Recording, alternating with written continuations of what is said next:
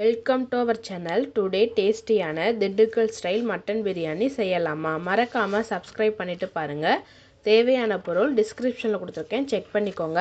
First masala ready பண்ணணும். அதுக்கு ஜாரை வச்சு பட்டை, ஏலக்காய், கிராம்பு போட்டு நல்லா பவுட்ரு பண்ணி எடுத்துக்கோங்க. அதே ஜாரில் சின்ன வெங்காயம் போட்டு நல்லா மையாக அரைச்சி எடுத்துக்கோங்க. வெங்காயம் தக்காளியை கட் பண்ணிக்கோங்க. ஸ்டவ் ஆன் பண்ணி ஒரு அகலமான பாத்திரம் வச்சு 3 ஸ்பூன் கீ, 2 ஸ்பூன் ஆயில் ஊற்றி கட் பண்ண வெங்காயம் போட்டு வதக்குங்க. வெங்காயத்து கூடவே புதினாவையும் போட்டு வதக்குங்க. வெங்காயம் புதினா நல்லா வதங்கினோன்னே அலசி வச்ச மட்டன் போட்டு நல்லா மிக்ஸ் பண்ணி க்ளோஸ் பண்ணி வைங்க. கறியிலேருந்து தண்ணி வரும்.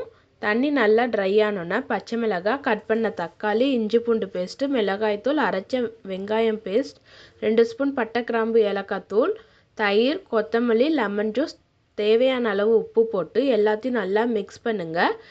கறி வேக ஒரு டம்ளர் சுடு தண்ணி ஊற்றி க்ளோஸ் பண்ணிடுங்க. ஸ்டவ்வை மீடியம் ஃப்ளேமில் வைங்க. 50 to 20 மினிட்ஸில் கறி வெந்துடும். அப்பப்போ ஓப்பன் பண்ணி மிக்ஸ் பண்ணிவிட்டு க்ளோஸ் பண்ணி வைங்க.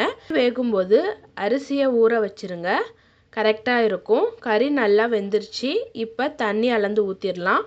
ஒரு உலக்கு அரிசிக்கு 1.5 உலக்கு தண்ணி ஊற்றணும். மொத்தம் 2 உலக்கு அரிசி எடுத்திருக்கேன். 3 உலக்கு தண்ணி ஊற்றணும். மிக்ஸ் பண்ணி க்ளோஸ் பண்ணிடுங்க. தண்ணி நல்லா கொதிச்சோன்னா அரிசியை கழுவி போடுங்க. உப்பு, புளிப்பு, காரம் இருக்கான்னு செக் பண்ணிக்கோங்க. மிக்ஸ் பண்ணி க்ளோஸ் பண்ணி வைங்க.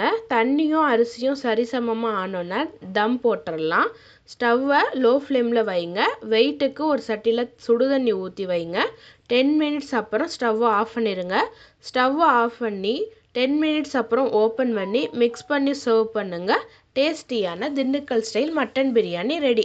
கறியை பாருங்கள் எவ்வளோ நல்லா சாஃப்டாக வெந்திருக்குன்னு.